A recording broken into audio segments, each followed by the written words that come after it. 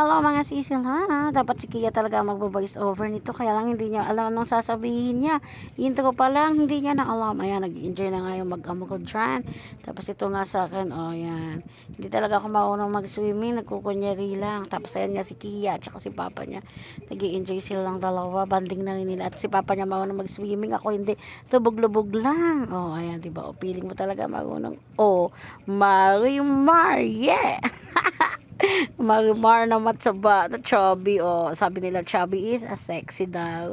Sana all Marimar. Ayan, tapos binalikan ko nga yung cellphone ko kasi baka hindi na nagpi-play yung video. Tapos oh, di ba nga zoom na zoom ang face, oh. Tapos lalayo na naman, kala mo talaga marunong mag-floating, oh.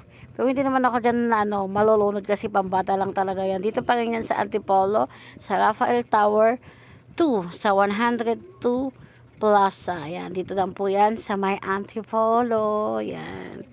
Enjoy na enjoy nga ang kids kasi favorite talaga nila yung mga swimming na ganito.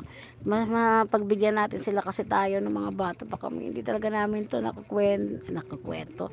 Nararanasan na ikwento na nga. O yan o. Hindi mo alam kung si Marimar yan o si Dugong ba. Bakat-bakat pa. O, diba? Babalik na naman ulit ako sa cellphone ko kasi titignan ko na naman kung nag-record siya. Tapos ito na nga.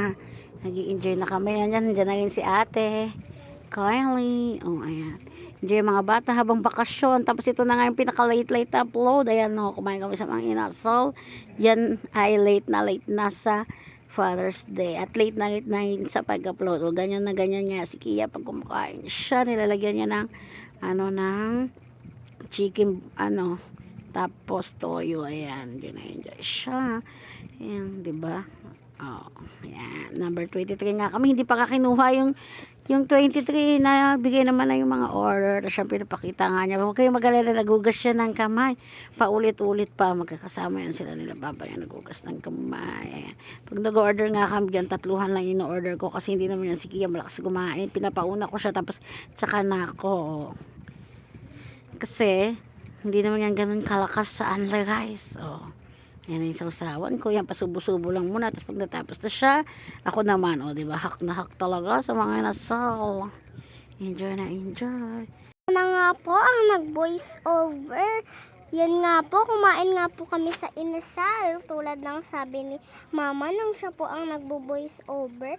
Tawang-tawa nga po ako dyan kasi sabi po ni Mama nung nasa bahay pa lang po kami, unti lang po yung kakainin niya. Pero napadami po ang kain namin dahil sobrang sarap. Yun lang po mga kasisilap.